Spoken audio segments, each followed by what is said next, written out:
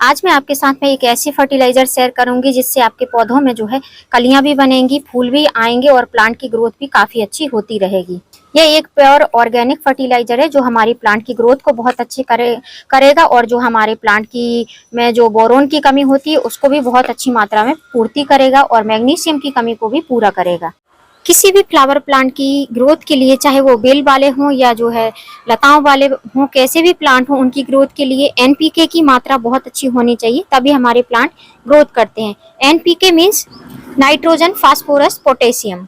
इसकी पूर्ति करने के लिए अगर हम चाहते हैं तो हम ऑर्गेनिक भी अपने प्लांट में इसकी पूर्ति कर सकते हैं और अगर आप चाहते हैं तो जो है केमिकल भी यूज कर सकते हैं। तो ये जो है गार्डनिंग करने के पर डिपेंड करता है कि आप किस तरीके की गार्डनिंग करते हैं, ऑर्गेनिक या केमिकल। अगर आप केमिकल गार्डनिंग करते हैं तो आप जो है एनपीके 19-19-19 का यूज कर सकते हैं। उससे जो है वो एक बैलेंस फर्टिलाइजर होता है और उससे जो है नाइट्रोजन, फास्फोरस और पोटेशियम की मात्रा जो है बराबर मात्रा में अपने प्लांट को मिल जाती है। तो हेलो फ्रेंड, मैं सविता ग्रीन गार्डन गुजरात से। तो आज जो है मैं आपके साथ में एक ऐसा ऑर्गेनिक फर्टिलाइजर शेयर करूंगी। अगर उसको आप मंथली एक बार अपने पौधों में देते हैं तो पौधों में इसी तरीके से भर भर के फ्लावरिंग होगी और किसी भी प्रकार के आपको दूसरे कोई फर्टिलाइजर देने की नीड नहीं होगी।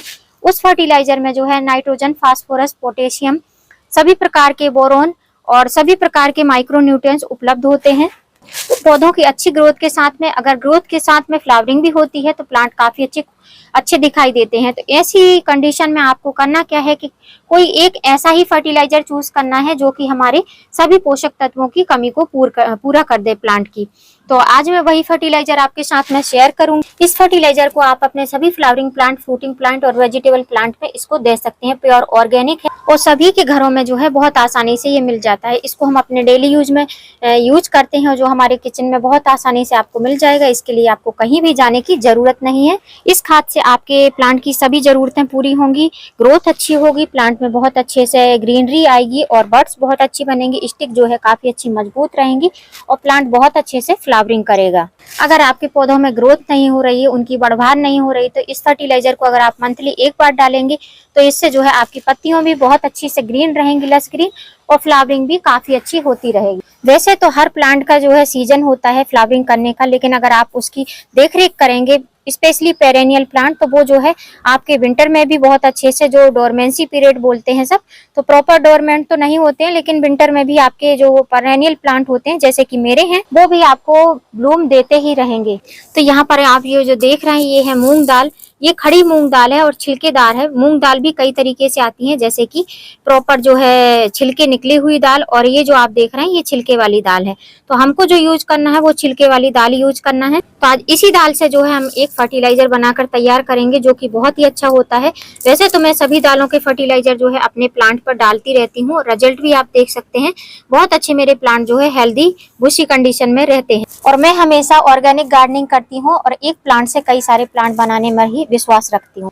तो मूंग दाल से जो है हम दो प्रकार के फर्टिलाइजर बनाएंगे। तो सबसे पहला फर्टिलाइजर हम बनाना स्टार्ट करते हैं। तो यहाँ पर देख सकते हैं ये भीगी हुई मूंग दाल है, जिसको मैंने एक दिन पहले भिगो कर रखा हुआ है। भीगने के बाद में कुछ इस तरीके से ये दिखाई देती है। तो मूंग दाल के पानी में भरपूर मात्रा में protein, carbohydrate, phosphorus, calcium, potassium, magnesium, sodium और फाइबर, विटामिन रहते हैं, जो कि हमारे पौधों की सभी जरूरतों को पूरा करते हैं। और मूंग दाल का पानी जो होता है वो हमारे प्लांट के लिए सुपर फूड होता है, मतलब कि और किसी फूड की हमको जरूरत नहीं होती है। मूंग दाल का पानी ही बेस्ट होता है पौधों के लिए, और कोई भी फर्टिलाइजर आपको देने की जरूरत नहीं है। तो ये एक मूंग दाल के पानी से आप जो है आप अपने पौधों की सभी जरूरतों को पूरा कर सकते हैं। तो इस फर्टिलाइजर को बनाने के लिए हमको लगभग एक मुट्ठी के करीब मूंग दाल लेनी है, जो छिलके वाली ही होनी चाहिए। बगैर छिलके वाली मूंग दाल नहीं चलेगी, छिलके वाली ही मूंग दाल चाहिए। तो ऑलमोस्ट जो है एक मुट्ठी मूंग दाल है और उसके बाद में हमको इसको पानी डाल देना है।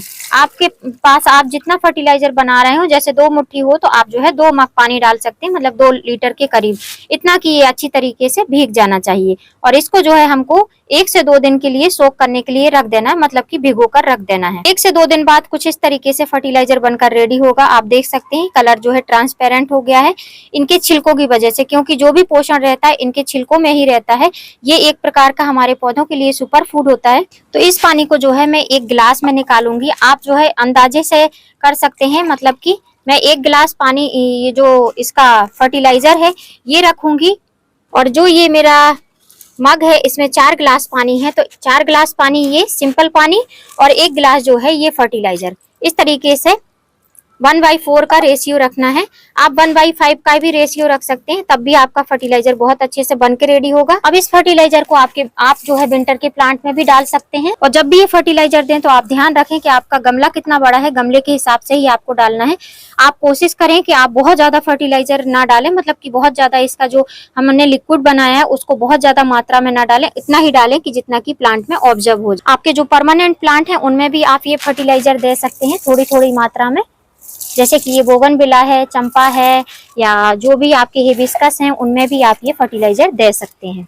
अब ये तो हो गया एक तरह का फर्टिलाइजर। दूसरे तरीके का फर्टिलाइजर आपके पास में अगर टाइम नहीं है या आपको याद नहीं रहा, आपने नहीं भिगो पाई और फर्टिलाइजर नहीं दे पाए, तो आप क्या कीजिए, सिंपल से ये जो है इसके दाने हैं मूंग दाल के, इनको जो है ग्राइंड कर लीजिए। 1 मुट्ठी मूंग दाल आप जो है अपने ग्राइंडर जार में ग्राइंड कर लीजिए। ग्राइंड करने के बाद कुछ इस तरीके से अच्छी तरीके से ग्राइंड करिए जिससे कि कुछ पाउडर फॉर्म में आ जाए। थोड़े से क्रिस्टल फॉर्म में रहेंगे तब भी चल जाएंगे। और इनको जो है ये फर्टिलाइजर हो या लिक्विड फर्टिलाइजर हो, आपको जो मंथ में एक बार ही ये फर्टिलाइजर अपने प्लांट को देना है।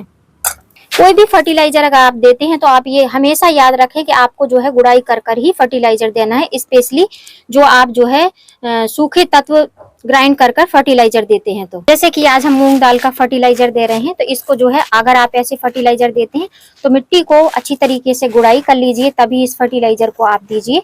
तो इससे जो है आपका फर्टिलाइजर बहुत अच्छे से ऑब्जर्व करेगा, आपके प्लांट की ग्रोथ जो है काफी अच्छी होगी और प्लांट में जो है आप जो फर्टिलाइजर दे रहे हैं ये जल्दी वर्क करेगा। इस तरीके से मिट्टी को जो है कुछ भुरभुरा बना लेना है, मतलब मिट्टी को जो है ढीला कर लेना है, जिससे कि पौधे में अच्छी तरीके से हम फर्टिलाइजर दे सकें। अब ये मेरा 8 इंच का गमला है। 8 इंच के गमले में लगभग आपको 1 टेबल स्पून इस फर्टिलाइजर को लेना है।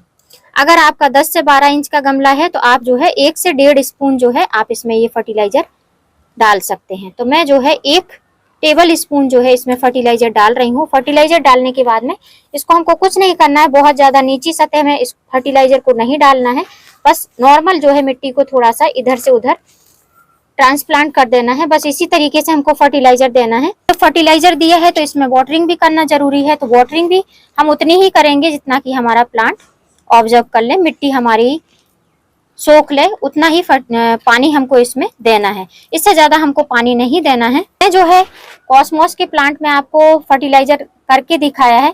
आप चाहें तो कोई भी आपके विंटर के प्लांट हो या जो है पेरेनियल प्लांट हो उन पर कर सकते हैं, लेकिन महीने में आपको एक ही बार इस फर्टिलाइजर को ट्राई करना है।